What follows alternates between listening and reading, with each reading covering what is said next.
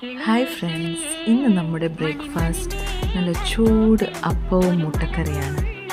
നിങ്ങൾക്കറിയുന്ന പോലെ തന്നെ മലയാളികളുടെ എല്ലാം വികാരമാണ് ഈ ഒരു ബ്രേക്ക്ഫാസ്റ്റ്. അപ്പോൾ എൻജോയ് ഗൈസ്.